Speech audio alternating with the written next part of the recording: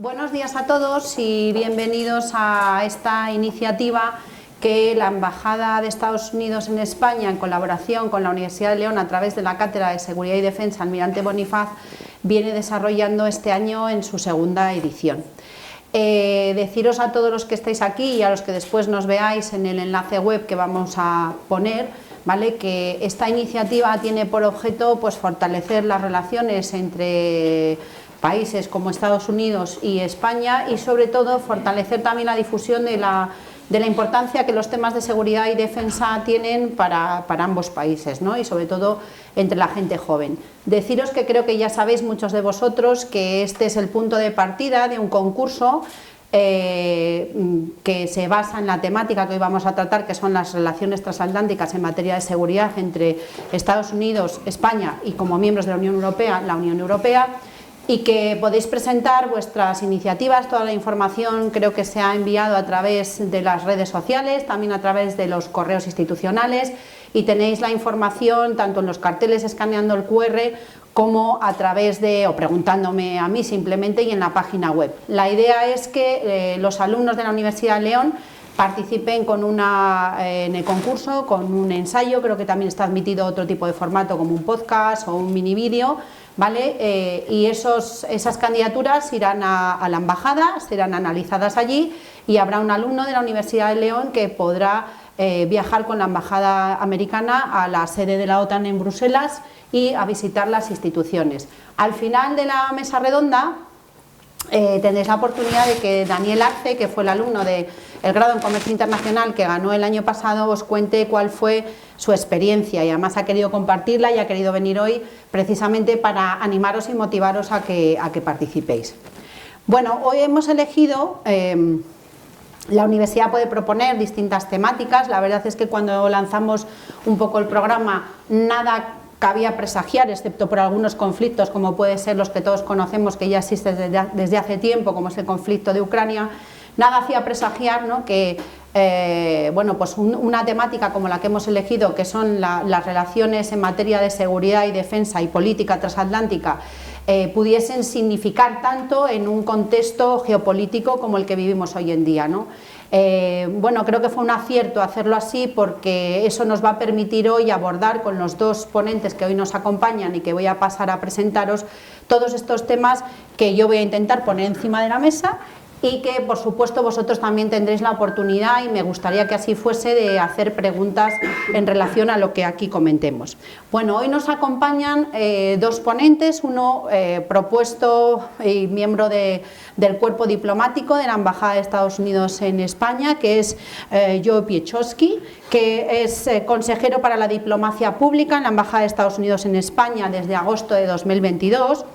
Anteriormente fue subsecretario adjunto de Diplomacia Pública de la Oficina de Asuntos del Hemisferio Occidental y ocupó el cargo de director en la Oficina de Democracia, Derechos Humanos y Trabajo, donde junto a su equipo elaboró las políticas de Estados Unidos sobre democracia y derechos humanos para los países de Latinoamérica y el Caribe.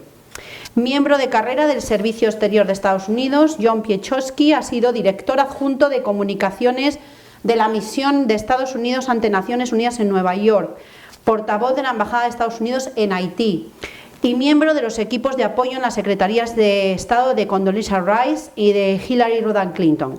También ha estado destinado en las embajadas de Estados Unidos en Francia y Egipto. John habla español y francés, además de algo de portugués, criollo haitiano y árabe. Oriundo de Chicago, es licenciado en Estudios Latinoamericanos por la Northwestern University y tiene un máster en Políticas Públicas por la Princeton University. En representación un poco del Ministerio de Defensa, sobre todo del Instituto Español de Estudios Estratégicos, de quien depende la Cátedra de Seguridad y Defensa Almirante Bonifaz, y también, bueno, para defender un poco, ¿no?, esa visión que podemos tener tanto de España como de la Unión Europea, de esas relaciones transatlánticas, nos acompaña hoy el coronel José Ignacio Castro Torres. No. No, El otro. Ignacio Fuentecobo. Ignacio Fuentecobo, perdón. Nacido en Santander en 1961, es un coronel de artillería con una vasta experiencia y un destacado bagaje académico, graduado en la promoción de la Academia General Militar. Ha continuado su formación con una amplia gama de estudios especializados incluyendo diplomado en mando de tropas de montaña y Estado Mayor, así como graduaciones en prestigiosas instituciones internacionales como la Escuela de Defensa Aérea del Ejército de Estados Unidos y el Colegio de Defensa de la OTAN en Roma. A lo largo de su carrera ha ocupado diversos destinos, desde el mando de unidades de artillería hasta roles de docencia y análisis estratégicos en el Estado Mayor Conjunto. Su experiencia internacional incluye comisiones en Bosnia y Herzegovina y la Unión Europea, además de su labor como analista principal en el Instituto Español de Estudios Estratégicos. Prolífico autor y conferenciante con contribuciones en numerosas publicaciones y eventos académicos y coautor del libro El conflicto del Sáhara Occidental, respaldado por el Ministerio de Defensa. Además, ejerce como profesor en múltiples instituciones académicas nacionales e internacionales, consolidando su reputación como un experto en seguridad y defensa, reconocido tanto en España como en el ámbito internacional. Bueno, yo creo que el plantel que tenemos hoy es lo suficientemente importante como para que abordemos esta cuestión transatlántica. Y a mí me gustaría empezar la ronda de preguntas, ¿vale? Bueno, pues hablando un poco, partiendo un poco del contexto más general, para después bajar al terreno, ¿no?, de algunas zonas geopolíticas que pueden ser interesantes ver, bueno, pues cuáles pueden ser las relaciones transatlánticas. ¿Cuáles creéis que son los principales desafíos en materia de seguridad a los que se enfrenta ahora mismo Estados Unidos y Europa en este próximo año? Yo.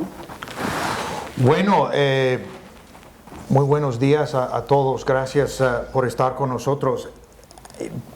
Creo que el primer tema, el tema más inmediato y el tema que toca a muchos más temas es ahora mismo hay una guerra de parte de Rusia en territorio ucraniano, y esto afecta todo lo que estamos viendo ahora mismo. Estados Unidos ayer aprobó y el presidente Biden firmó una ley autorizando más de 60.000 millones de dólares de más ayuda para Ucrania, y yo creo que este tema es el que enmarca y da la estructura de los retos estratégicos que enfrentamos hoy día.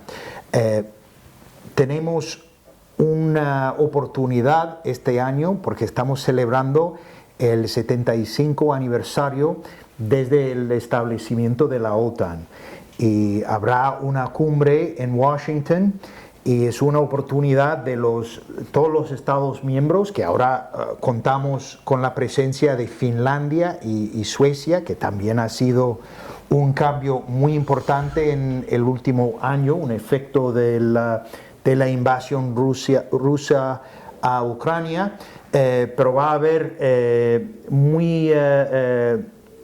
conversaciones muy importantes de cómo los Estados miembros tienen que aportar recursos a la defensa, porque como vemos el mundo es bastante peligroso y tenemos una responsabilidad como gobiernos de países de proteger a nuestros pueblos, y tenemos que hacerlo a través del gasto hacia la defensa.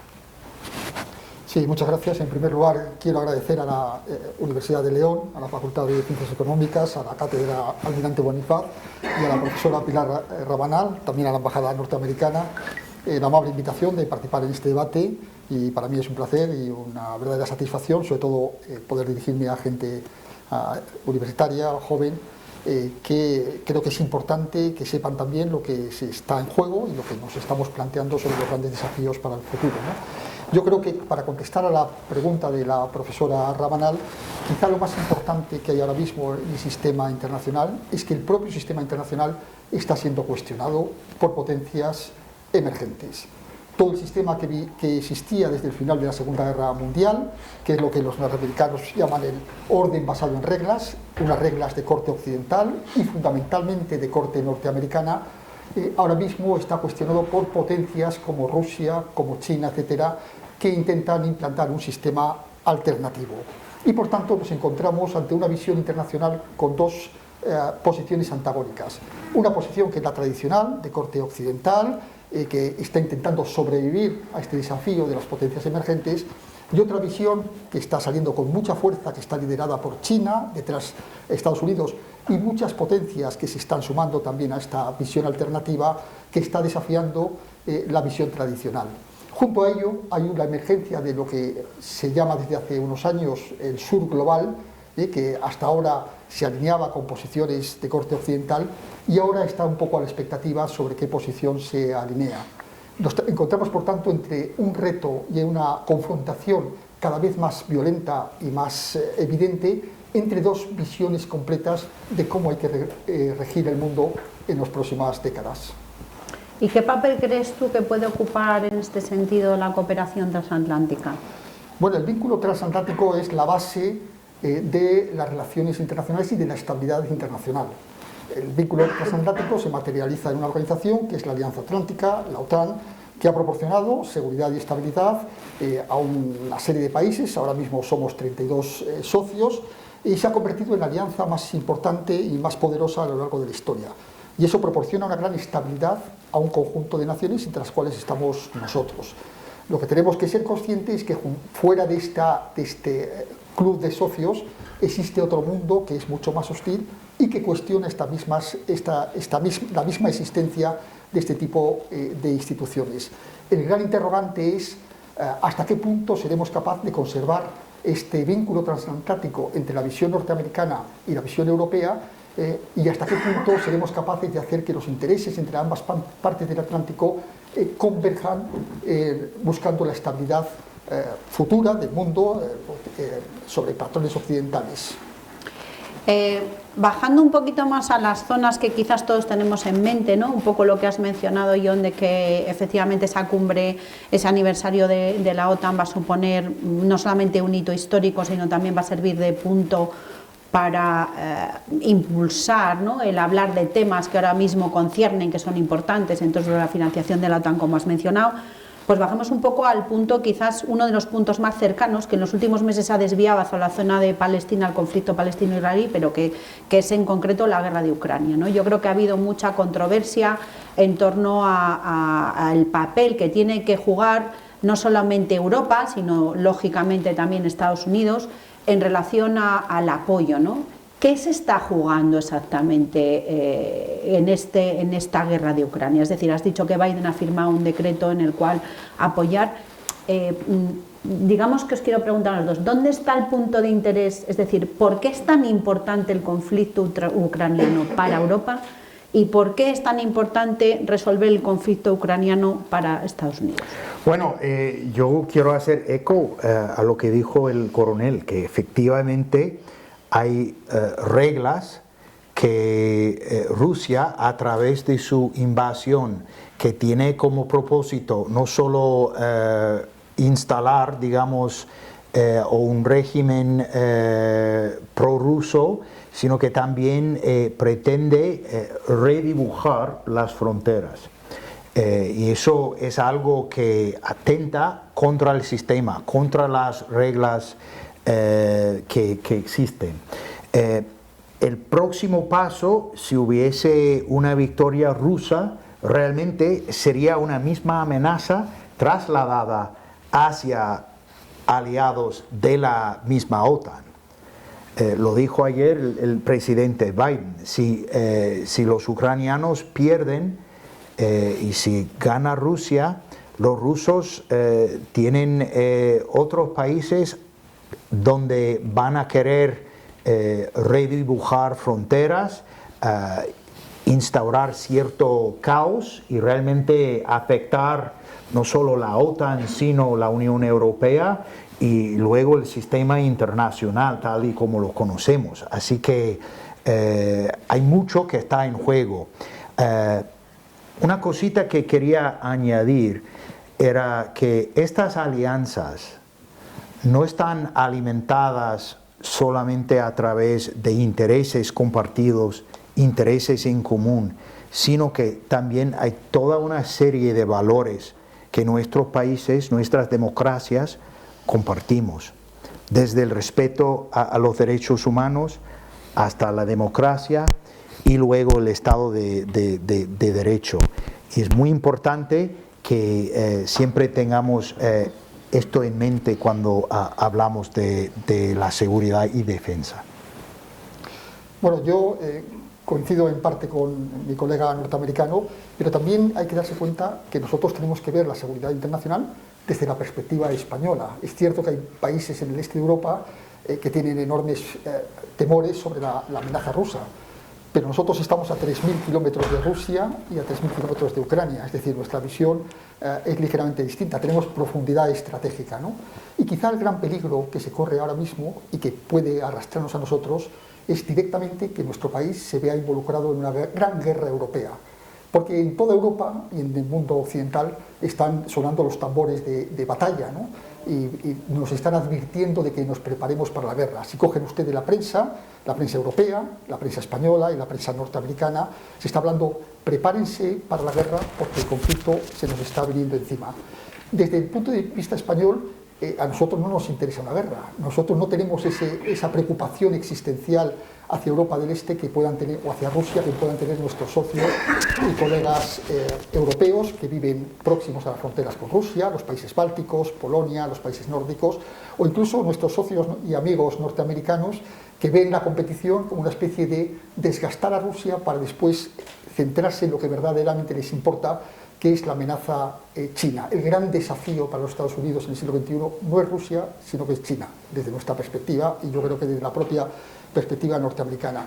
Por lo tanto, lo importante ahora para las naciones es adoptar posiciones nacionales. Nosotros debemos ver qué es lo que interesa a España en el contexto internacional, cómo nos posicionamos nosotros en los conflictos internacionales, fundamentalmente para evitar que otros nos arrastren a guerras que no van en razón de nuestros intereses. Pero ahí a lo mejor también entra en juego un poco el tema de, es decir, has hablado un poco de la posición de España, que quizás lo que hay que reivindicar es la posición país, que a nosotros es un conflicto que aunque amenace Europa no nos interesa porque nos pilla, no nos interesa, bueno, por muchas razones, ¿no? Pero bueno, tal y como os ha alegado. Pero bueno, no dejamos de ser miembros de una organización como es la OTAN. Es decir, que se presenta como una especie de decisión un poco complicada. Sí. A nosotros no nos interesa como país, pero somos socios de la Unión Europea con unos intereses estratégicos que quizás en el conflicto de Ucrania pueden converger con la pertenencia de España a la OTAN.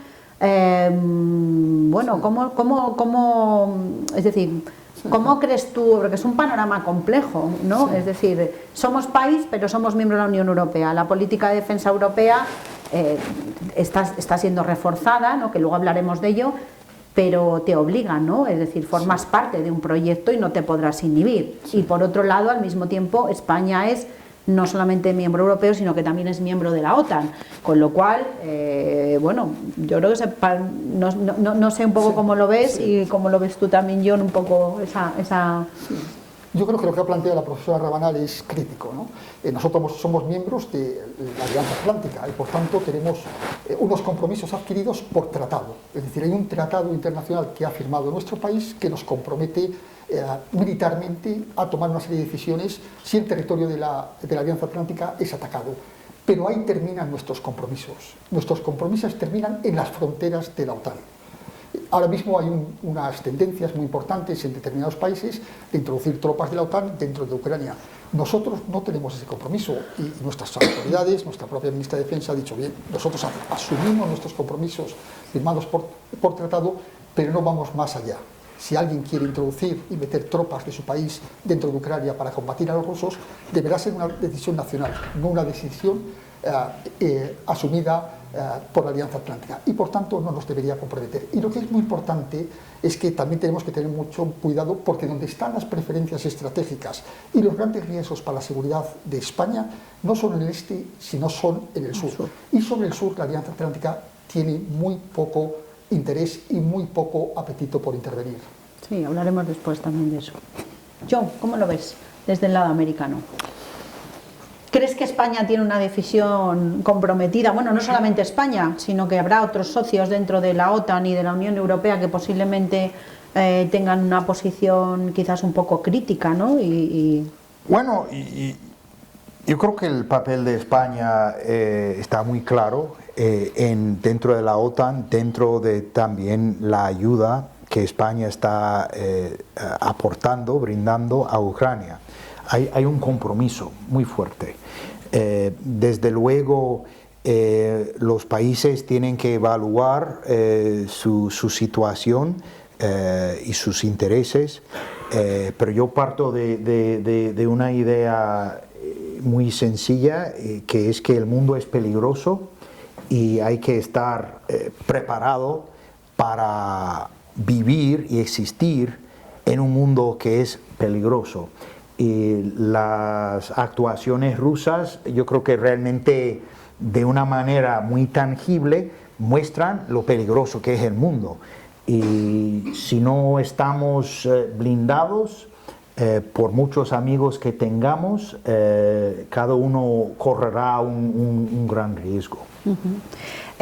Trasladando un poco el foco a otro escenario que apuntabas ya, Ignacio, en relación, yo creo que hay una, en la percepción de las relaciones transatlánticas, y yo creo que lo señalaba muy bien, bueno, hay otro punto quizás un poco crítico, ¿no? Que es que para la Unión Europea, es decir, siempre que se ha hablado en Europa de la política de defensa, se ha hecho referencia a que la mayor parte de los Estados miembros son miembros de la OTAN, pero al mismo tiempo son miembros de un proyecto que es la Unión Europea, que se ha dado cuenta quizás con el transcurso del tiempo de que hay que, bueno, evidentemente formar parte de ese proyecto transatlántico, pero al mismo tiempo también buscar su propia forma de protegerse y sus propios objetivos en materia de política de seguridad y defensa. De ahí los últimos programas financieros que se han aprobado, de promoción un poco de, incluso se ha hablado del ejército europeo, se ha hablado, bueno, pues de grandes proyectos militares, de investigación en materia militar europea, bueno, de todo lo que supone el ciberespacio, es decir, que ahí hay una serie de cosas en las que a lo mejor la Unión Europea ha sido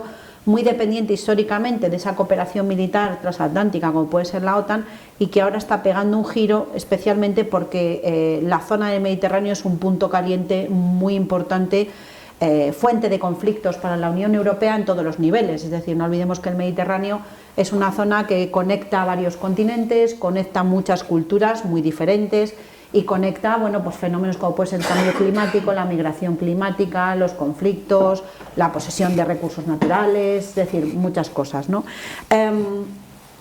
Y en medio de ese punto tenemos el conflicto palestino-israelí, en el que, bueno, no hay que profundizar en las raíces históricas y culturales, pero sí cómo se ve ese conflicto que ha marginado durante unos meses la guerra de Ucrania, porque por lo menos en España lo hemos percibido así. ¿Qué percepción se tiene desde Estados Unidos un poco de lo que está ocurriendo en esa zona caliente del Mediterráneo? Y puede convertirse lo que no era un foco de interés para la política transatlántica en un foco de interés en los próximos meses?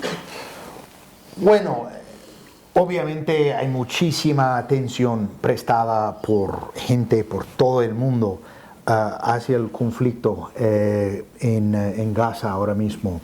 Estados Unidos a un lado ha estado apoyando a Israel y su derecho de defenderse ante unos atentados atroces perpetrados por Hamas el pasado 7 de octubre.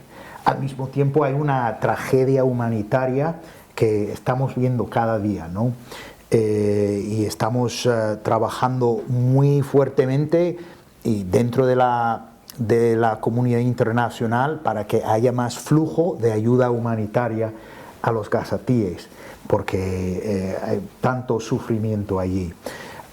Más bien a largo plazo, el presidente Biden y todo el gobierno estadounidense ha hablado de la necesidad de que los israelíes y los palestinos se hablen para que luego lleguemos a la creación de un Estado palestino.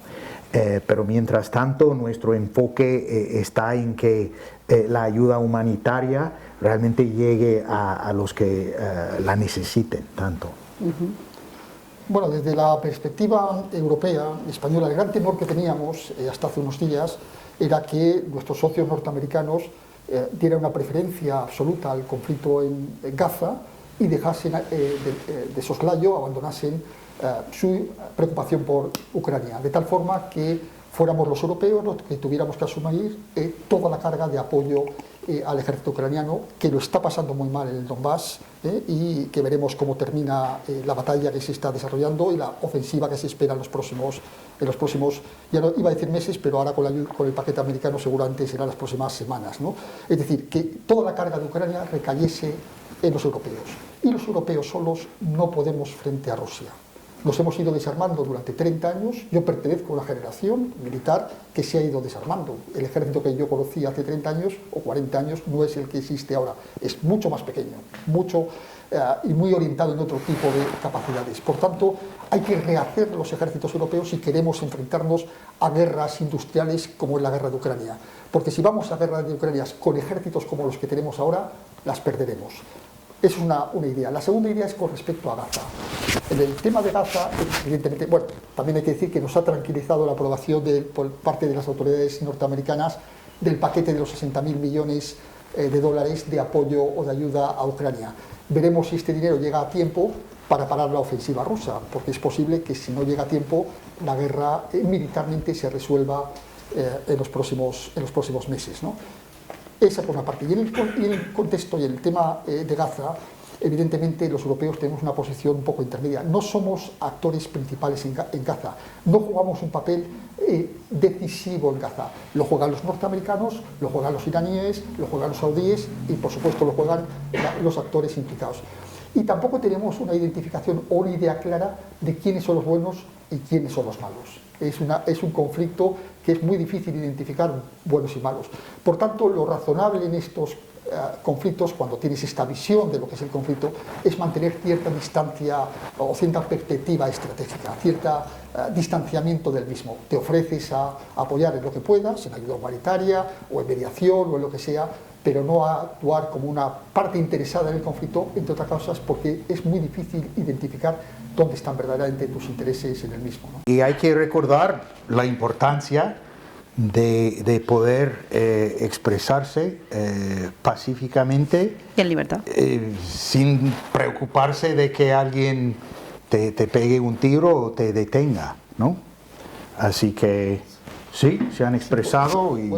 sí. No, quizá esto es importante porque este tipo de conflictos, sobre todo el de Palestina, tiene la capacidad de fracturar a las sociedades, de tratar de identificar, por ejemplo, estos chicos, y quizá vosotros también, tratar de identificar quiénes son los buenos y malos, posicionarse en un conflicto que a nosotros nos queda un poco lejanos, y adoptar una visión maniquea. Estos son buenos, absolutamente buenos, estos son malos, absolutamente malos. Y es muy difícil que este tipo de conflictos, donde todos tienen intereses existenciales, tienen una visión absoluta de lo que son sus propios intereses y de lo que es su propia visión del conflicto, podamos identificar a unos y a otros, ¿no? Y esa es una de las grandes tragedias y de lo que tienen que evitar las sociedades, ¿no?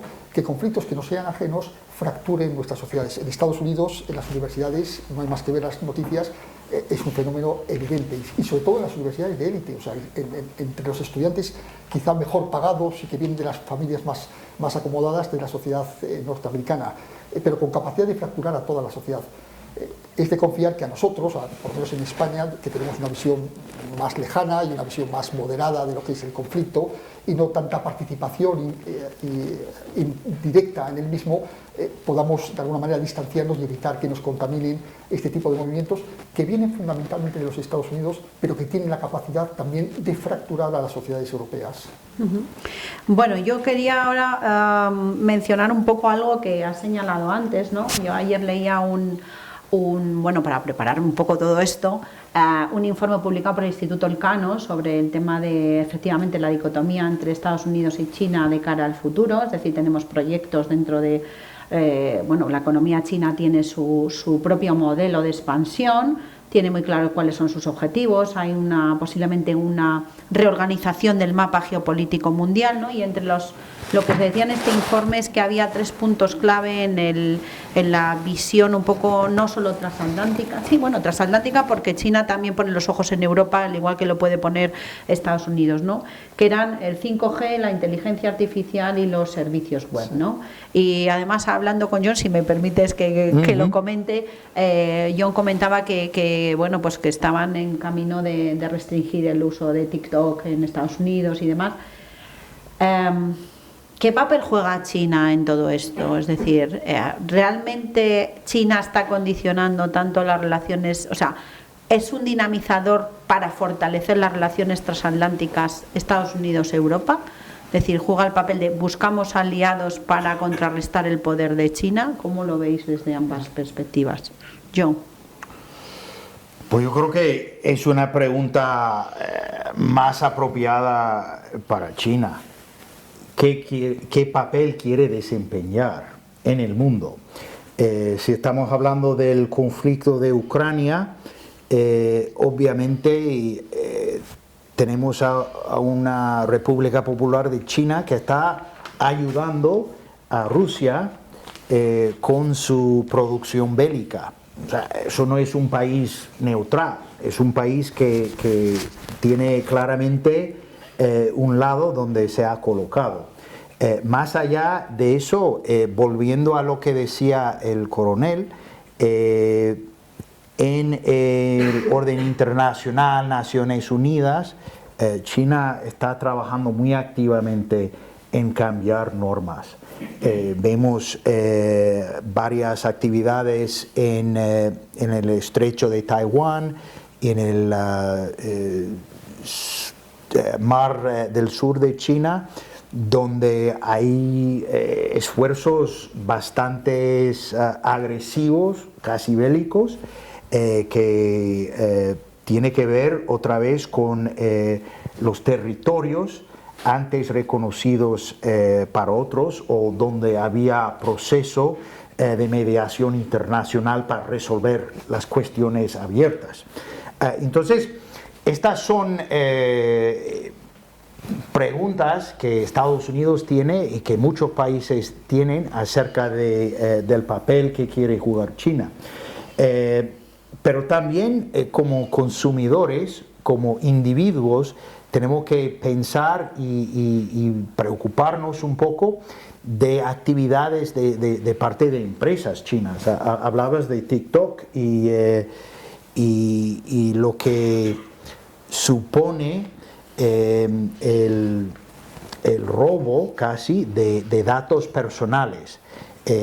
Una aplicación que realmente se entera muchísimo de ti, o de vosotros, de nosotros, si estamos allí, y que puede también afectar la seguridad nacional, tanto como un país como Estados Unidos, pero también otros países como España y para los españoles mismos.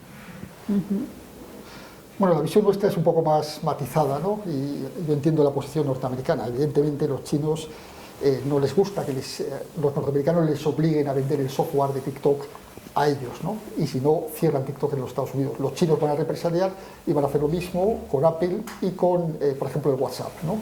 Evidentemente, a través de TikTok se puede obtener mucha información, pero lo mismo se puede obtener a través de aplicaciones que son fundamentalmente norteamericanas. A los europeos nos coge en medio, porque nosotros no tenemos ninguna gran compañía que domine el mundo tecnológico y por tanto nos encontramos en inferioridad de condiciones.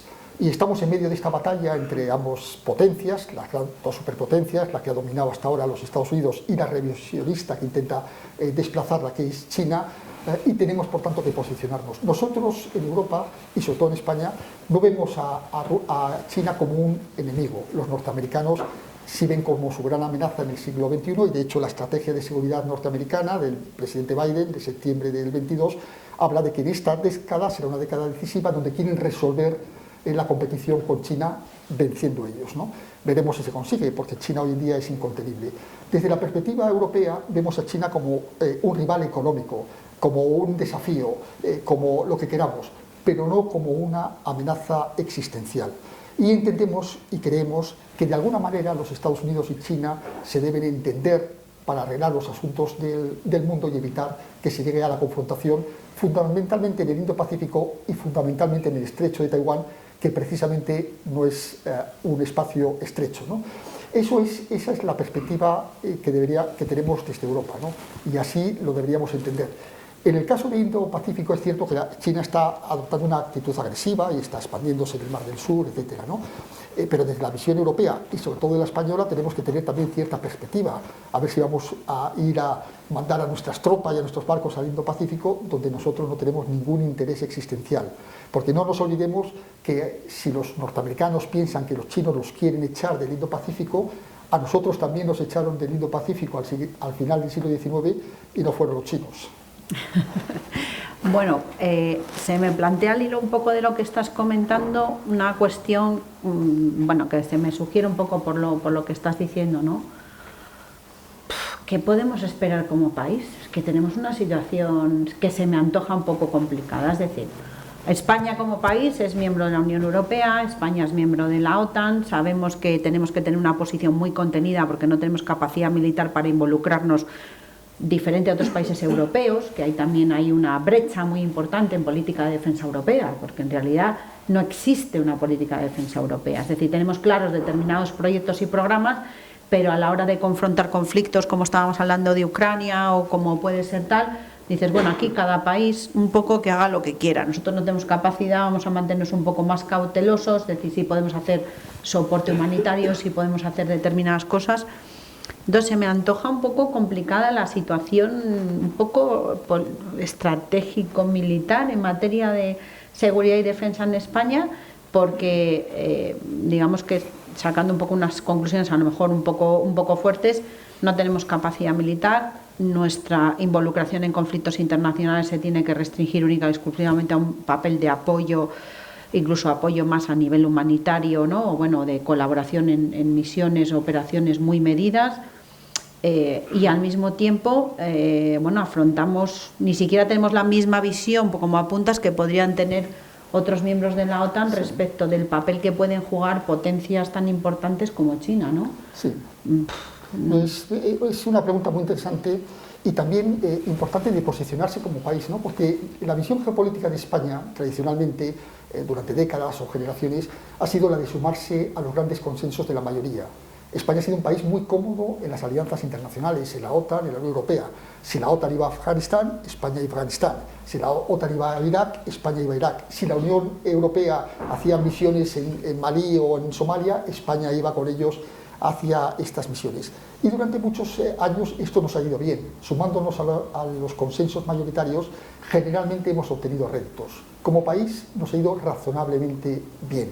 Lo que pasa es que hoy en día eso ya no vale. Hoy en día los riesgos que se asumen si te sumas a los consensos son existenciales. Fundamentalmente el riesgo de encontrarte en guerras que deciden otros. Y por eso las naciones, y en este caso España, tienen que adoptar decisiones nacionales. Hay que entender el mundo, hay que ver dónde están nuestras prioridades geopolíticas, las verdaderas, no las que nos cuentan otros, y por tanto decidir y destinar nuestros recursos a afrontar esos riesgos geopolíticos que, vuelvo a repetir, para nosotros están en el sur. Claro. Y por ejemplo, ¿cuál es la visión en torno, bueno, porque aquí hay un punto también muy caliente, que es el tema de Marruecos, el tema del norte de África, es decir, ahí hay un tema también importante, ¿no?, para los intereses, es decir, cómo se juegan ahí los intereses que a lo mejor son geopolíticos desde el punto de vista de Estados Unidos como país, pero al mismo tiempo, no sé, se me antoja como muy, diplomáticamente muy complicado, ¿no? Es decir, arbitrar cuando tú tienes un socio como puede ser España y al mismo tiempo diplomáticamente te balanceas con otros territorios que juegan un papel que puede ser interesante para Estados Unidos, pero que puede ponerte enfrentado a países como España. Es decir, tu perspectiva desde la diplomacia me parece una labor muy compleja, ¿no?, en materia de seguridad para gestionar, ¿o no? No decir, tanto, ¿no? Hombre, yo creo que, como sabemos, muchos países tenemos muchos amigos, ¿no? Y trabajamos muy estrechamente. Yo creo que no hay ninguna cuestión de la fortaleza de la alianza entre Estados Unidos y España, nuestra cooperación. Y bueno, hablando un poco de las regiones al sur, si hablamos del Sahel como región, hemos ya celebrado un grupo de trabajo analizando la situación actual allí en el Sahel, porque como se sabe, hay amenazas de terrorismo, de inestabilidad, y también hay unos retos de gobernanza muy fuertes allí. Entonces España y Estados Unidos ya se juntaron para hablar cómo podemos, dónde cada país puede estar, aportando sus mejores competencias para que mantengamos una región más amplia, para que sea más segura. Y de cara a esa cumbre que se va a producir de la OTAN en Washington, ¿qué temas crees tú que van a ser, es decir, qué temas veis que pueden ser cruciales o que se van a poner sobre la mesa? Es decir, digamos que ese 75 aniversario va a servir de excusa o de fundamento para debatir grandes temas que van a afectar a lo que es el proyecto transatlántico y el proyecto de OTAN. ¿Cómo lo veis? Es decir, va a haber grandes temas encima de la mesa, más allá del 70 aniversario, el 75 aniversario, que no deja de ser, pues algo que celebrar, ¿no?, de colaboración, pero se hablará de grandes temas en esa financiación. Sí, pues yo creo que la financiación de por sí es un grande tema. Los Estados miembros se comprometieron hace varios años, a través de los compromisos de Gales, de gastar al menos 2% de su Producto Interno Bruto en materia de defensa. Y hay muchos países que aún no han alcanzado esa cifra. Entonces yo creo que con las amenazas concretas existentes, eso de por sí, de cómo llegar a gastar de una manera sostenible a estos niveles, para tener las cadenas de suministro de producción bélica, el armamento que los países necesitan, a tener también el personal dotado y el personal adecuado, eso de por sí es un grande tema.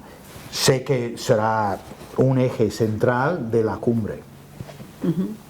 Bueno, yo veo la cumbre de Washington, que será dentro de unos meses, donde el centro de gravedad del debate va a ser evidentemente la guerra de Ucrania, ¿no? Cómo resolver la guerra de Ucrania en unos momentos donde los planes iniciales de acabar con el ejército ruso de una manera decisiva no se están cumpliendo, y corremos el riesgo de que esta guerra se estanque durante muchos años. Ese quizás sea el tema central. Por supuesto, detrás vienen todos los compromisos que se adoptaron en Gales sobre el incremento de los presupuestos de defensa, que algunos países ya han cumplido, otros incluso con exceso, y estoy hablando de los países bálticos, Polonia, los países nórdicos, y otros estamos muy rezagados, como es el caso de España. Estamos muy detrás en cuanto a nuestros compromisos adoptados hace unos años, ¿no?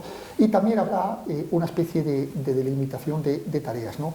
Los europeos intentaremos buscar nuestro puesto o nuestro papel bajo el paraguas de la OTAN para poder desarrollar la política europea de seguridad y defensa de una manera algo más autónoma. Porque lo que percibimos es que ahora nos interesa y queremos mantener el vínculo transatlántico tan estrecho como sea, porque tenemos amenazas comunes. Los intereses norteamericanos en Ucrania, aunque sean con su visión norteamericana de ahora Rusia y mañana China, coinciden esencialmente con los intereses europeos. Nosotros también queremos estabilizar el este de Europa, pero el día de mañana no lo sabemos. Es posible que los intereses norteamericanos vayan en una dirección y los europeos vayan en otra. Ahora mismo las tendencias son intentar juntar cuanto más estrechamente ambos intereses y por tanto reforzar el vínculo transatlántico, que ha sufrido embates muy fuertes, y recordemos lo que pasó después de Afganistán, cuando hubo una crisis enorme en estas relaciones transatlánticas, y por tanto intentar anticiparnos al futuro. En cuanto a los europeos, también habrá un debate sobre hacia dónde establecer nuestras prioridades de seguridad, las prioridades europeas. Los españoles y algunas naciones intentaremos que se cumpla el compromiso de la OTAN adoptado en la cumbre de Varsovia del 2016 de tener una visión de 360 grados. Y 360 grados significa 360 grados. No mirar solamente hacia el este, pero sí también mirar hacia el sur. Claro. ¿Y qué piensas tú? Porque claro, aquí hay una cuestión que yo creo que es tremendamente importante para la Unión Europea, que es, bueno, que efectivamente hemos tenido una dependencia histórica bueno, también porque nos convenía, ¿no? Cuando la política de defensa europea no estaba suficientemente reforzada, bueno, nos interesaba buscar alianzas especialmente en materia de tecnología, en materia de suministros, en materia de industria militar. Claro, ahora la Unión Europea, que yo comparto que efectivamente nuestra dependencia en cierto sentido de Estados Unidos y de otras potencias militares, pues el Reino Unido, que ha salido de la Unión Europea, nos ha llevado a una situación bueno, de tremenda dependencia militar, de tremenda dependencia geoestratégica, de suministros, porque claro, yo también quería apuntar un poco que la visión que la gente joven tiene de la guerra son las guerras de cañones y tanques, ¿no? Y ahora las guerras se juegan en otros planos, es decir, el plano del ciberespacio está siendo el futuro de temas de seguridad, el control de los datos, el análisis de imágenes, que siempre hemos dependido de satélites más americanos, proyectos como el proyecto de satélite en la Unión Europea, el distribuir proyectos, ¿no?, militares entre varios países para potenciar la industria de defensa. Pero esto es una visión como muy a largo plazo, ¿no? Es decir, ¿tiene capacidad la Unión Europea de presionar un poco a que, digamos, los ojos de la OTAN se centren en esa visión de 360 grados? Claro. ¿O es más a nivel Estado miembro? Sí, exactamente, ahora mismo es más a nivel de Estados miembros, ¿no? Porque dentro de la OTAN parece que todo es una estructura o una alianza muy homogénea, pero realmente cada nación dentro de la alianza defiende sus intereses, ¿no? Y los intereses nuestros no coinciden exactamente con los intereses de nuestros colegas en el este de Europa, en el centro de Europa o en los Estados Unidos y en Canadá, ¿no? Nosotros tenemos nuestra visión y es lo que debemos potenciar dentro de la OTAN. El problema que nos planteamos para el futuro es que hasta ahora, evidentemente, nos hemos basado en las garantías de seguridad que nos proporcionaban los Estados Unidos y durante décadas o generaciones nos ha ido bien. Hemos invertido en mantequilla, como decía Samuelson, y no en cañones. Hemos potenciado nuestros sistemas de seguridad social y nuestro estado de bienestar, etcétera, y todo eso lo hemos hecho a costa de la defensa. Este planteamiento o esta dicotomía ya no sirve. Vosotros, las generaciones más jóvenes, pertenecéis a otro mundo que tendréis, os guste o no, si queréis sobrevivir o si queremos sobrevivir como Estados, a adoptar responsabilidades sobre nuestra propia defensa, en el convencimiento de que muy probablemente en el futuro no tengamos las mismas garantías de que gozaron vuestros padres o vuestros abuelos en generaciones anteriores. Y por tanto hay ese dilema que están adoptando las naciones. Algunas naciones ya han dado el paso adelante. Por ejemplo, los países del este, los nórdicos, dicen, bueno, vamos a invertir poderosamente en defensa, aunque para ello tengamos que decrecer nuestros sistemas de bienestar. Otros países poco a poco se van yendo en esa dirección, como son los países centroeuropeos, etc. Y los países más al oeste y más al sur, como es el caso de España, que estamos muy alejados de este conflicto, pero que vemos que, nos guste o no, a través de los mecanismos automáticos de los tratados, nos podemos ver involucrados en ellos, tenemos también que adoptar nuestras propias decisiones. Tenemos que ser conscientes de que en el día de mañana tenemos que tener las capacidades suficientes para garantizar nuestra defensa, a ser posible con nuestros socios y aliados, pero si eso no es posible, autónomamente. Bueno, pues me gustaría que un poco de conclusión y para dar también juego a si hubiese alguna pregunta entre la audiencia, ¿vale? Un poco joven. No sé, ¿cómo podríamos ver las relaciones transatlánticas más que a corto plazo, viendo el panorama geopolítico que tenemos enfrentado, ¿no?, con distintos focos, distintos problemas a nivel de seguridad, a nivel de defensa y tal? ¿Qué podemos esperar en los próximos meses de esta relación transatlántica? Es decir, ya sabemos que el gobierno americano va a apoyar con ese decreto el tema de Ucrania. Ya sabemos que la posición de la Unión Europea tiene que ser, bueno, a nivel Estado miembro, porque no va a haber una posición global y tal, pero no sé, juguemos un poco a gurús. ¿Vale? Pues una cosa de lo cual podemos estar seguros es, no olvidemos que en la cumbre de Madrid, hace 2 años, el presidente Sánchez y el presidente Biden firmaron un acuerdo para ampliar la presencia naval de Estados Unidos en la base española de Rota, en el sur. Entonces, uno de esos destructores, uno de esos buques, vendrá a España en el otoño. O sea que es una muestra concreta de cómo funciona esta relación tan importante para Estados Unidos, que es la relación entre Estados Unidos y España. Más allá, pues yo diría que tenemos que mantener lo que yo decía antes de los valores y tantos de los intereses que tenemos como países, y tal y como percibimos las amenazas y los riesgos aparecen cuando hay una brecha entre lo que está ocurriendo y los valores que tenemos y que compartimos, y en eso la cooperación va a continuar.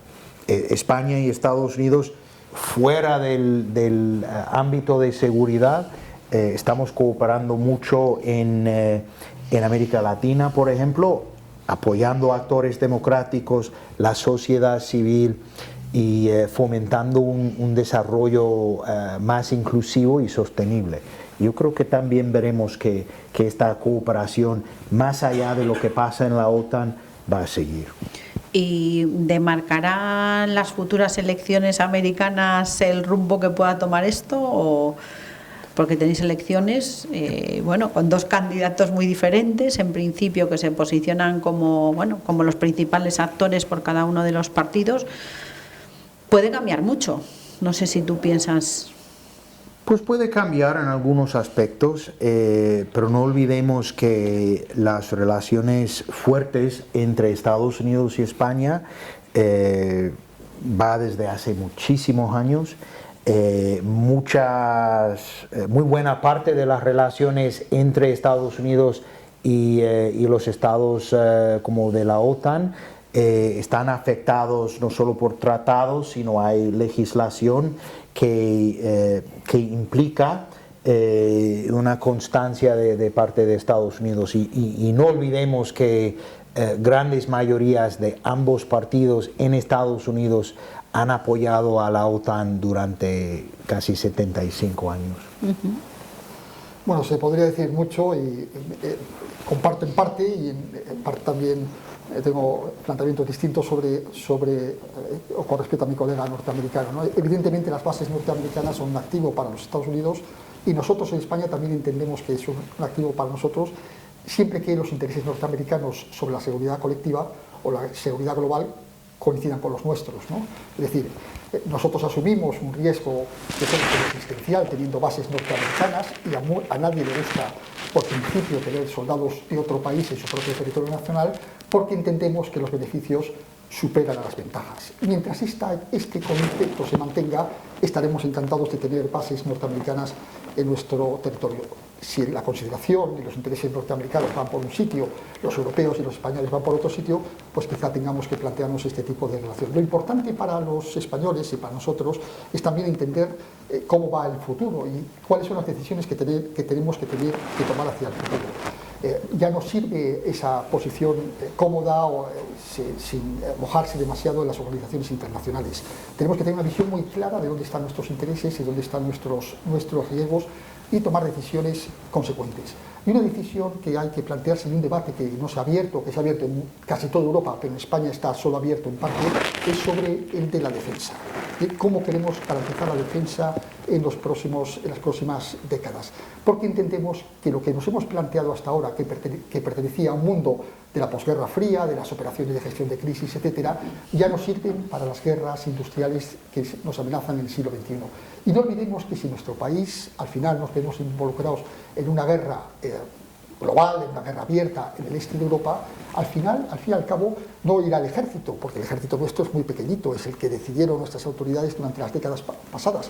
Habrá que movilizar, habrá que aumentar el ejército, habrá que sacar recursos de la sociedad, y si hay que hacer tomar ese tipo de decisiones, al final y al cabo los más afectados seréis vosotros. Pues muy bien. Pues abrimos el turno de preguntas entre los estudiantes para que pues tengáis la oportunidad también de preguntar a vuestros ponentes lo que os interese saber. ¿Alguna pregunta?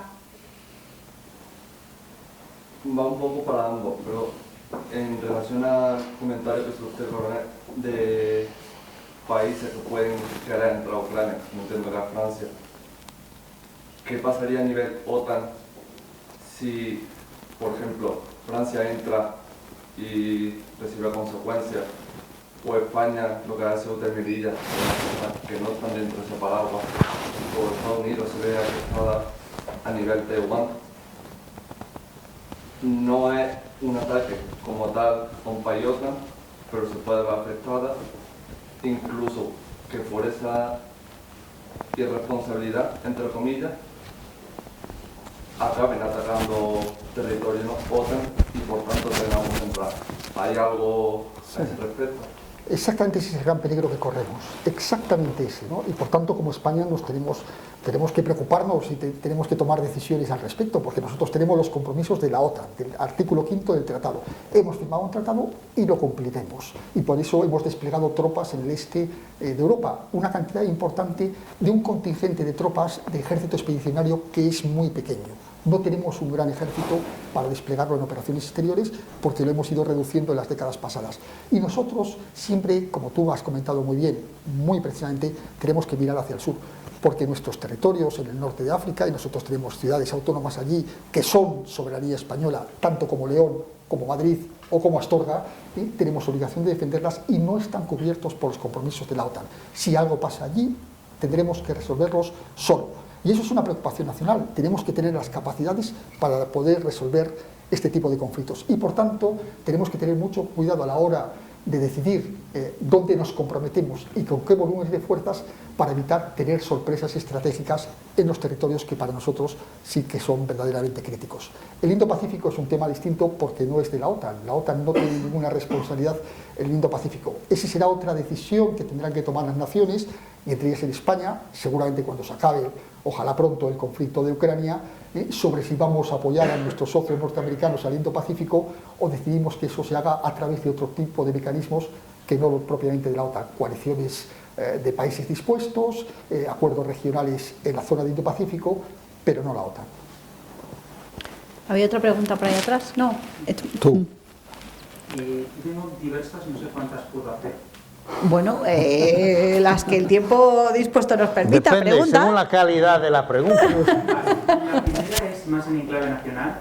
Se ha tratado mucho de que España tiene que mirar hacia el sur, cosa que es normal, dado que creo que somos el único país con posiciones en África, que se ve amenazado por la postura bastante agresiva que está tomando China y los BRICS en toda África. Se está viendo con Marruecos, que ha comprado misiles de largo alcance a China, que podrían barrernos si no es por el escudo patrio que nos da Estados Unidos, dado que le damos 2 bases militares en el sur español. La OTAN, ¿cómo vería la posibilidad de reforzar todo el flanco europeo, ya sea a nivel Grecia, Italia y sobre todo España, que es el único país que tiene vertiente africana, para la seguridad nacional nuestra? Sí, es una pregunta también muy interesante.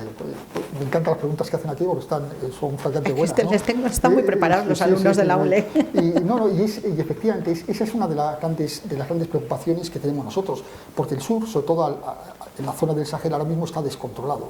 No es decir que los europeos o los occidentales nos hayamos ido del sur, es que nos han echado. Y se corre el peligro de que esta mancha de expulsión de europeos se vaya también hacia los países de la costa atlántica, esos 12 países que van desde Nigeria hasta Marruecos, y nos encontremos con una franja del norte de África donde los europeos no tengamos cabida. Y al mismo tiempo otras potencias revisionistas están entrando allí con mucha fuerza.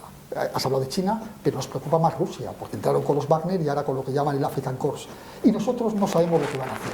Pero lo que sí tenemos muy claro es que harán todo lo posible para hacernos daño en el sur. Y en el sur los rusos tienen una inmensa capacidad, no solo a través de lo que se llama las guerras mediáticas, las guerras de la comunicación, etcétera, sino también, por ejemplo, a través del control de los movimientos migratorios. Imaginemos los rusos causando hambrunas en los países críticos del sur. ¿Qué ocurrirá? Pues tendremos fenómenos migratorios absolutamente descontrolados, que no podremos gestionar, porque no estaremos hablando de miles o de decenas de miles, estaremos hablando de centenares de miles o de millones. Tiene una enorme capacidad de una serie de modalidades, que es lo que se llama guerra híbrida, que ya han probado, por ejemplo, en el norte, en la frontera con Polonia, mandándoles refugiados y inmigrantes, etcétera, hace unos años, y que seguramente eso que han probado allí buscarán de hacerlo, si pueden, también en el sur. Por tanto, nos encontramos nosotros, que es lo que intentaremos, supongo, nuestras autoridades, junto con otros países, de debatir y de poner sobre el tablero en la mesa de la próxima cumbre de Washington de la OTAN. Dice, bien, tenemos un problema con Rusia en el este, pero tenemos un problema potencial también con Rusia y con otras potencias revisionistas, chinos y otras que también están entrando en el sur, en la zona africana, muy preocupante, ¿no? Y que tampoco podemos descuidar.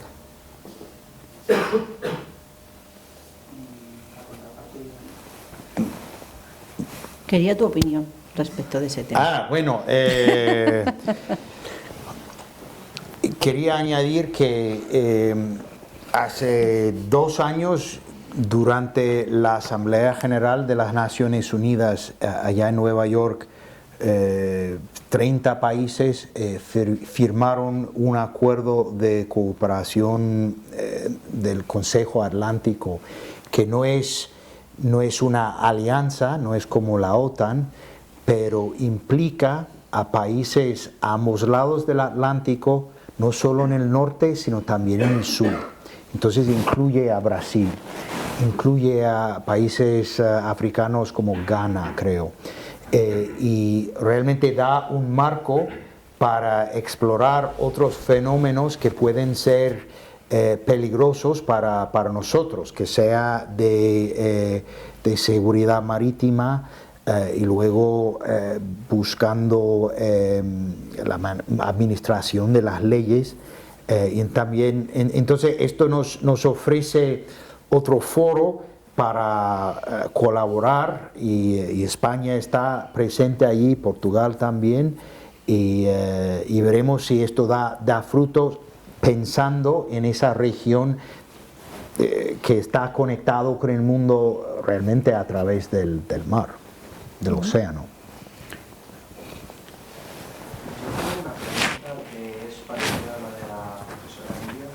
Era un poco sobre el futuro con las elecciones de Estados Unidos, porque Estados Unidos al final financia con no sé si era casi el 60% de lo que es la OTAN, y Trump, que es como de los candidatos principales junto a Biden, pues al final como que se expresa muy radicalmente en contra de todas estas operaciones que hay, y muchas veces dice, yo si estoy en el poder me niego a apoyar aunque entre en el territorio de la OTAN, no quiero financiar. ¿Eso puede suponer un peligro a lo que es la existencia de la OTAN? Me refiero, en un supuesto, ¿podría ser algo que directamente rompa la OTAN? Bueno, yo decía antes de que hay no solo apoyo bipartidista en Estados Unidos hacia nuestra presencia en la OTAN, sino que también yo creo que el Congreso de Estados Unidos adaptó una ley, entonces ley vigente, en la cual Estados Unidos no puede retirarse de la alianza sin acción de la legislatura. Así que esto existe. Vamos a ver, no soy bueno con pronósticos, y aunque lo fuese, no lo haría, pero siempre hay que pensar o hay que distinguir entre retórica durante una campaña y política de Estado. No quiere decir que sean completamente distintas, yo no sé, pero lo que nosotros vemos cuando vemos a lo que está ocurriendo en la campaña a la presidencia de Estados Unidos, ahora son intervenciones que puede o no ser traducidas después como política de Estado. Pero no olvides que en Estados Unidos hay bastante apoyo hacia la OTAN, hacia el papel que ha desempeñado Estados Unidos y que continúa desempeñando en Europa con nuestros socios europeos. Sí, bueno, yo también por dar una visión parcialmente común con mi colega americano y parcialmente diferente desde la perspectiva europea, ¿no?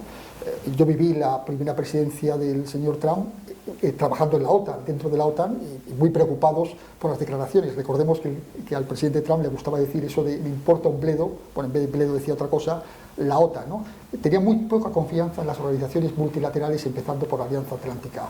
La percepción que nosotros tenemos es que si llega a la presidencia el candidato, el señor el señor Trump, será mucho más enérgico en este tipo de planteamientos. Exigirá mucho más a los europeos de lo que hizo el primer mandato de la presidencia anterior, ¿no? Lo que sí sabemos también es que dentro de los Estados Unidos hay un consenso bipartidista entre la idea de la amenaza china.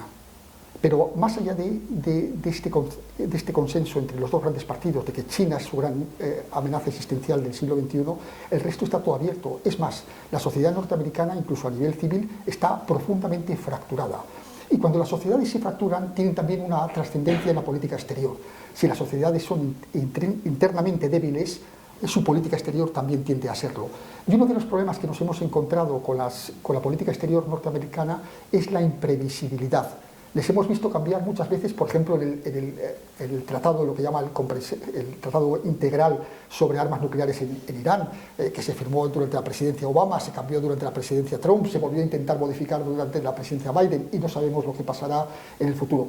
Y con la OTAN pasa igual. El vínculo transatlántico sufrió un embate brutal después de Afganistán.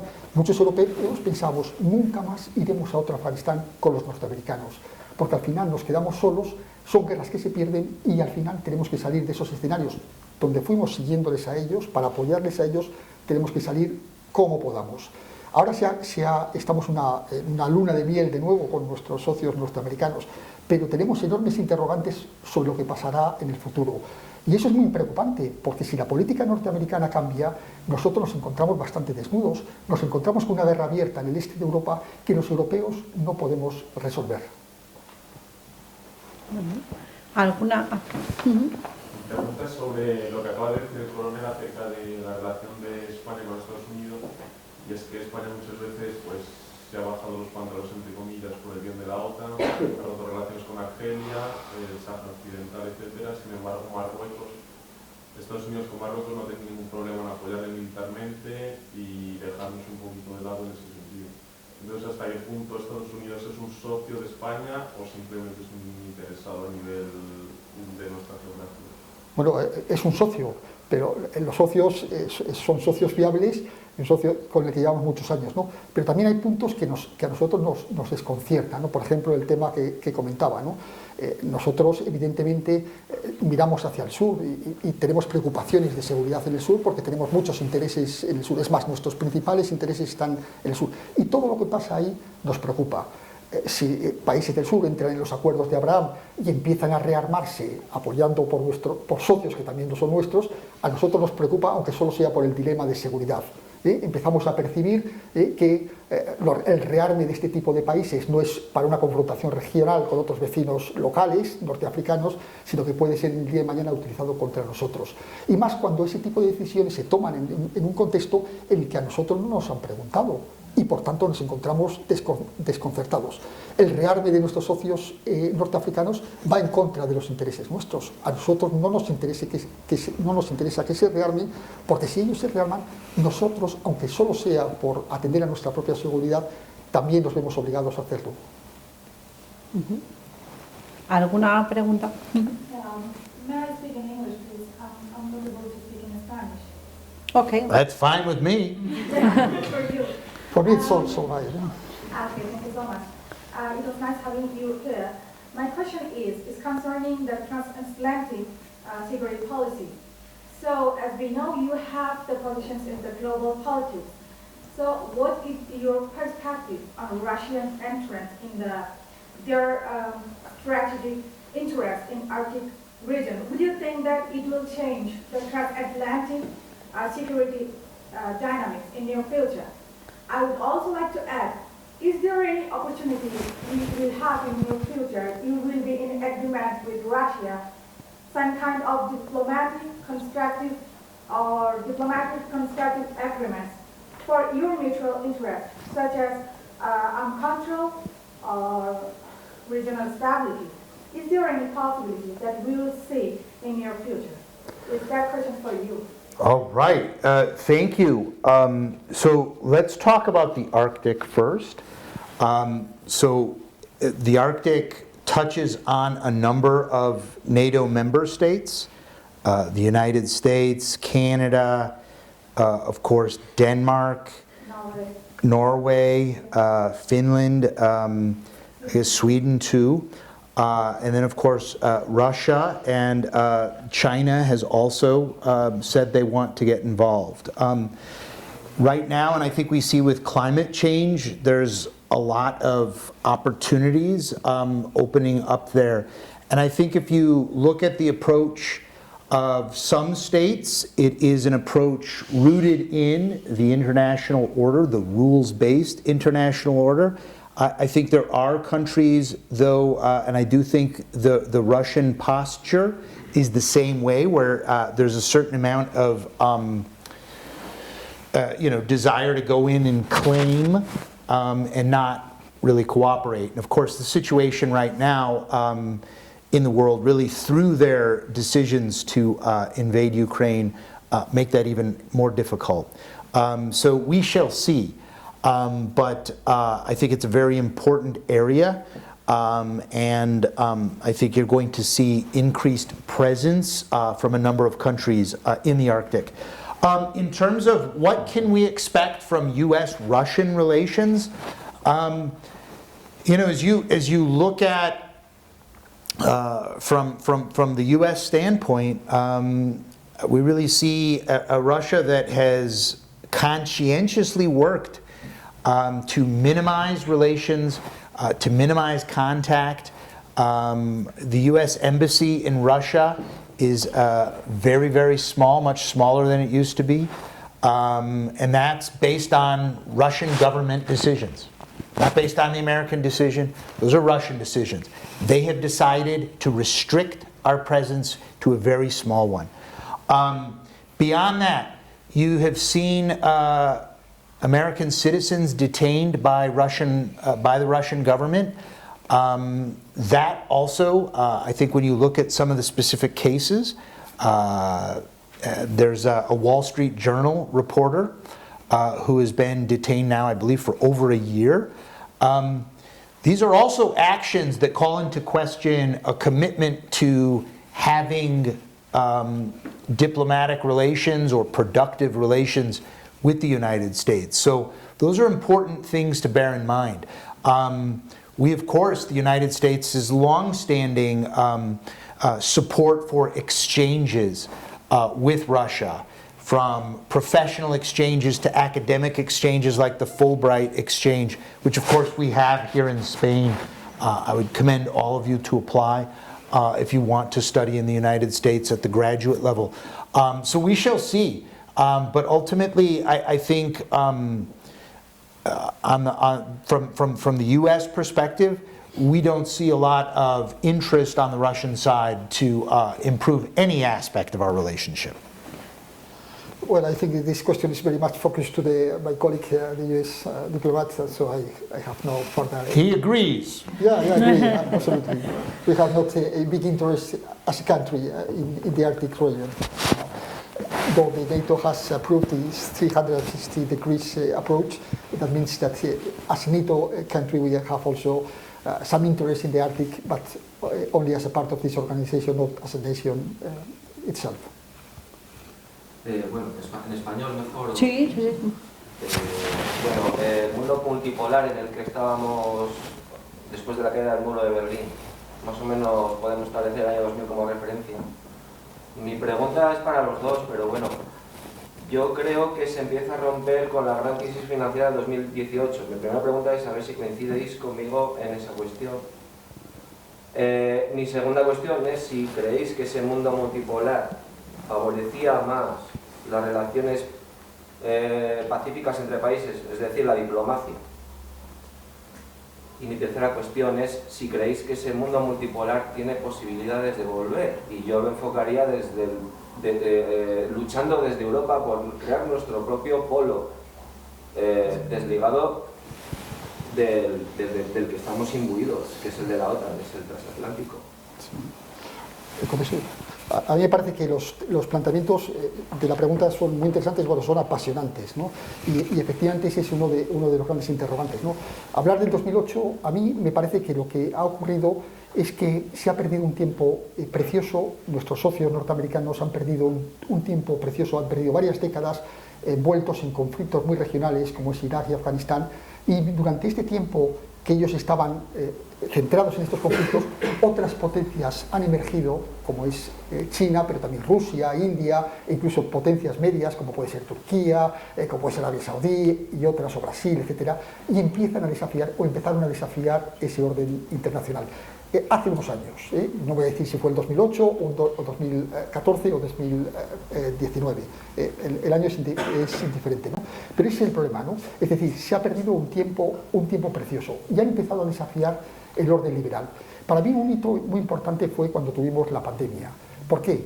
Porque los chinos salieron con un modelo diciendo, mire, el mundo está sumido en la pandemia, nosotros con nuestro modelo de economía liberal y sistema autocrático, respondemos mejor a las necesidades de nuestras poblaciones que ustedes, democracias liberales, donde todo tiene que estar sometidos a procesos de tomas de decisión muy complejos.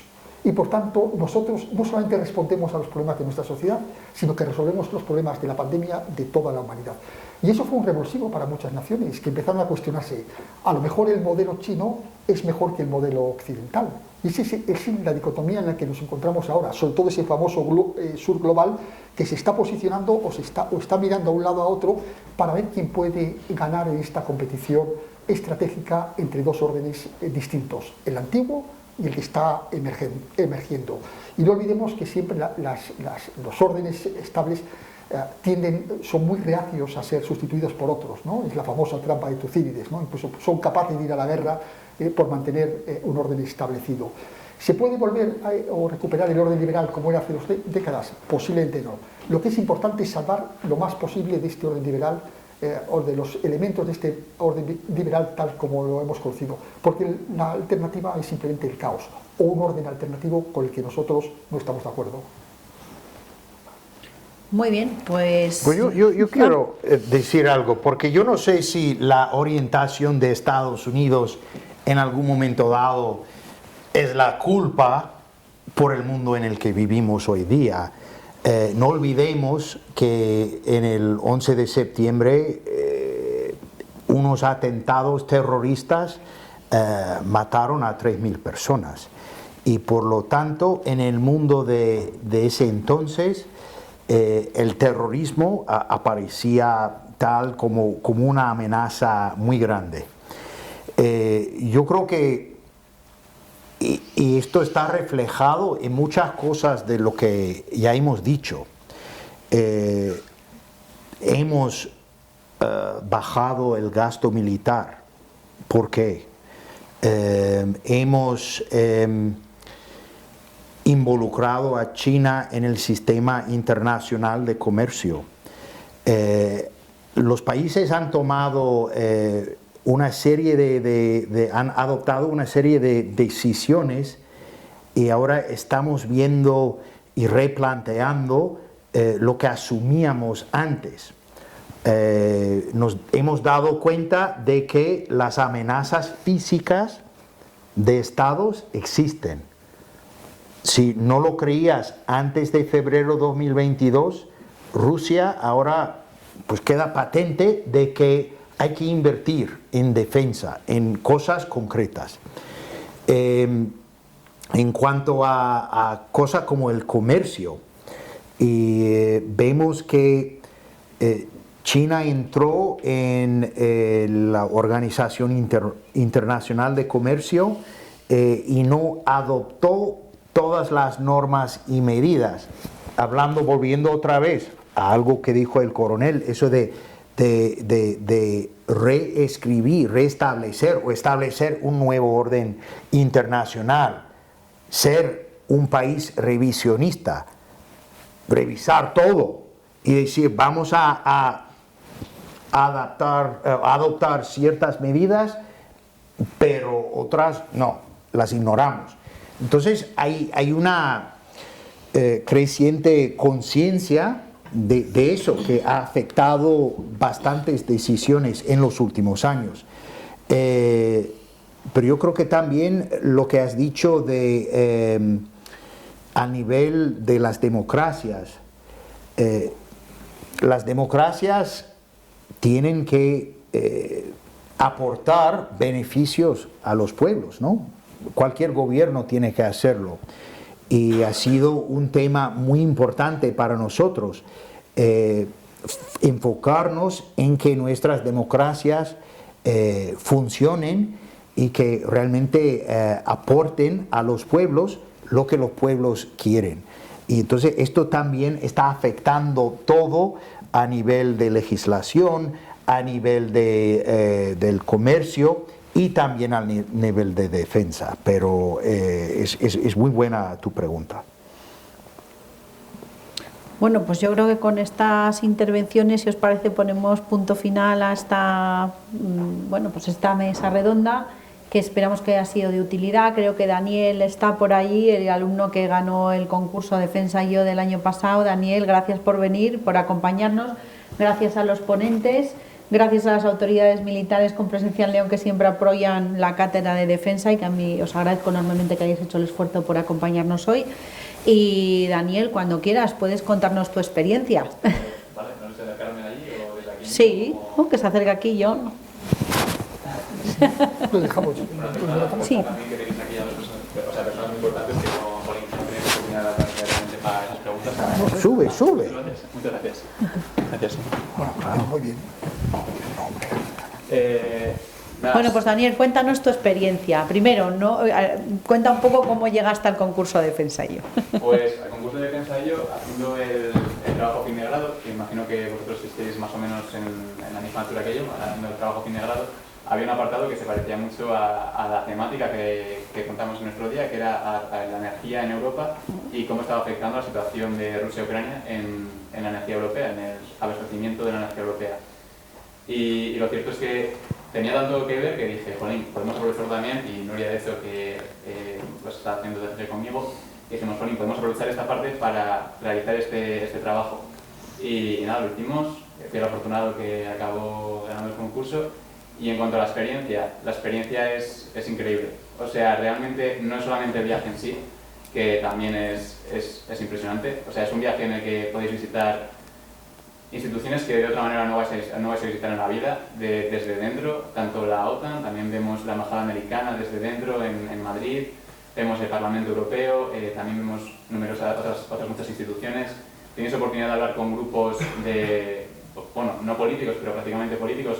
Geosede, de hecho, que es como una especie de grupo en el que se hablan temas de ámbito internacional, que realmente, al final con todo esto os quiero decir que la oportunidad no es solamente el viaje en sí, sino la oportunidad de conocer a personalidades que de otro modo no podéis conocer y sobre todo de dar vuestro punto de vista como jóvenes, que eso es una cosa que no tenemos esa oportunidad normalmente en nuestro día a día.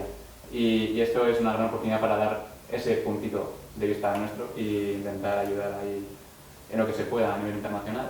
¿Te resultó muy difícil preparar el ensayo? ¿Era tan difícil? No, ciertamente no, o sea, no es un trabajo demasiado grande, o sea, al final lo que quieren es también ver creatividad, también había muchos trabajos seleccionados que eran vídeos, lo que quieren ver es ganas y potencial, y si lo mostráis no hace falta que sea un trabajo enorme, no hace falta que sea un trabajo súper difícil, es ver potencial y ver ganas. Yo creo que tú hiciste un ensayo, ¿no? Lo tuyo era ensayo. Lo mío fue un ensayo. Pero bueno, se presentaron de aquí algún vídeo, se presentó algún póster por parte de algún alumno. No está circunscrito a alumnos de esta facultad, que también lo sepáis, es decir, esto se ha enviado a todos los alumnos del campus. Sí que sería acogidos un poco bajo la temática de lo que hemos hablado hoy, que yo me parece también importante resaltarlo, que en concreto el año pasado era el tema de la energía, pero bueno, que este año estamos hablando de cooperación transatlántica, hemos tocado muchísimos temas en la sesión de hoy con los expertos y bueno, pues animaros, ¿no? Porque yo creo que la mejor referencia es alguien que ha pasado por la experiencia, que a veces resulta muy difícil hacer la labor de difusión a nivel de universidad, porque no a todo el mundo le llega, no a todo el mundo le interesa. a veces tenéis prejuicios e identificáis cosas que no son ciertas, porque tenéis la oportunidad, de la mano de la Embajada de Estados Unidos en España, de hacer un viaje que os pone, como Daniel ha dicho, primero en contacto con estudiantes de otras universidades que tú me dijiste que eran súper, vamos... Es que poneros en esa situación, no vais a conocer a gente como tal, o sea, vais a conocer a los mejores de cada universidad, y de universidades no solamente de León, que al final es como un pueblo, es una ciudad muy pequeña, sino gente de Madrid, de Barcelona, vais a conocer a gente interesante. Claro, y que van a crear una asociación ex-alumni, es decir, que esto sirve de base para crear también un proyecto y un vínculo posterior, ¿vale? Así que nada, animaros. Lo podéis mandar a mi dirección o podéis seguir las bases del concurso, que tenéis un código QR que podéis escanear, ¿vale? Y lo podéis mandar directamente, creo, o bien a través de la dirección de la cátedra o la mía personal, que está en el directorio de la Universidad de León. En el caso de Daniel, tú lo presentaste, hubo varios porque lo puse, sí, los alumnos de mis asignaturas saben que van a tener obligación de hacer algo porque es de donde sacamos, hay cantera, sobre todo para promover aquí el impulso de la facultad, pero bueno, que tenéis varias formas. Si tenéis alguna duda, pues estoy a vuestra entera disposición para ayudaros también un poco a preparar. Lo ideal, primero, que la iniciativa no muera, no es una iniciativa, y a mí me gusta mucho en ese sentido vender mucho la labor de la embajada, ¿vale? Que es una oportunidad única que tenéis los alumnos de la Universidad de León. Esto no se hace con todas las universidades y en función de lo fructífero y lo participativo que sea el proceso, también tienen sus criterios para renovar el programa. En nuestro caso tenemos una segunda edición, queremos que haya una tercera y queremos que haya alumnos de distintas facultades, ¿vale?, que puedan vivir esta experiencia y que la puedan contar como lo ha hecho Daniel este año, ¿de acuerdo? Pues muchísimas gracias, Daniel, y gracias a todos vosotros por vuestra asistencia, ¿vale? Muchas gracias.